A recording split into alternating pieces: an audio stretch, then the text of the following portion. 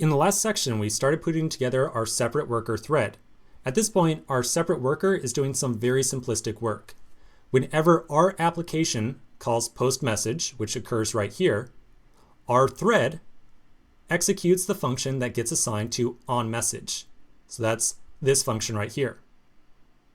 Our worker then declares a counter variable and counts from 0 all the way up to 10 times 10 to the ninth, whatever it was. It counts up to a very high number. And then it eventually communicates the result back over to our side of the application.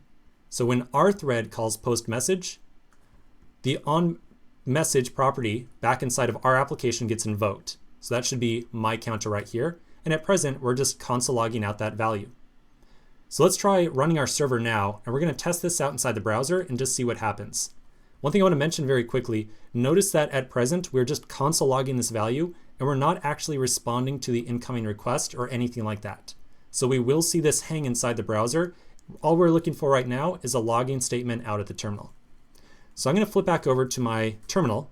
I'll start my server up with node index.js. And then I'll go back over to my browser. I'll open up a new browser tab.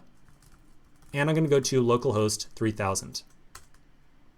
Okay, so again, this page is not going to resolve to anything. If I go back over to my terminal, however, you'll see the console log appear right here. So it's data times 10 to like the ninth. That doesn't look like 9s, but maybe I'm off with like times 10 to the ninth. Whatever. You get the idea. There's a whole bunch of zeros here. I apologize for being off on that.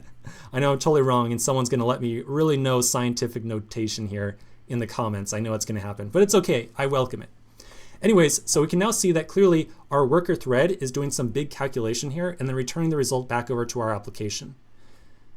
But we were just a little bit off here with the argument naming. So the object that came back right here was not the actual counter itself. It was some data object. So let's call that thing like, I don't know, message. And then we'll just console log out message.data instead. And then how about to respond to our actual request, whenever we get some message back over from that thread, we'll call res.send and we'll send back that number that just got calculated, like so. So let's now restart our server and try this out again. So I'm going to restart my server. I'll then refresh the page. And then this time I should fairly quickly see a result appear on the screen. Unless I got an error. Let's double check. Oh, my mistake. Res.send, we passed in a number right there. And whenever Express sees a number, it assumes that we're trying to send a status code, not the number that we think we're sending.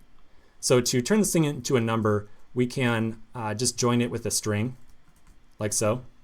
So now that's going to be cast as a string, and Express should think, oh, we're not sending back a status code, we're sending back some just plain number. So I'll restart my server, and we'll try this one more time. Okay, there we go. So now we see that result computed by our separate thread appear on the screen. All right, that's kind of all I really want to do around worker threads at this point, just to show you, hey, this is a thing, and this is how you communicate with them. If you read the documentation around web worker threads, the author here claims that there are some distinct performance benefits over using clusters, but honestly, I'm not in entire agreement with that. So my opinion really is make use of a cluster before you start reaching for these thread things. Now, last thing I want to run for you very quickly, just to show that we do get some level of concurrency out of this, is to do an actual benchmark as well. So with the benchmark, we can at least confirm that there is some real concurrency going on here, and we're not just like stacking up one request after another when we do this calculation. So if I do something like AB-C1 1 with localhost 3000, so this is going to do the count just exactly one time, we can time this, and then we can run it again with 2 requests running at the same time, and we should see more or less the exact same time. Remember, I'm on a dual core computer right now, so every operation that I do in like 2x2 concurrency is gonna, in general, run like twice as quickly. Okay, so we'll run this one. It takes about 733 milliseconds.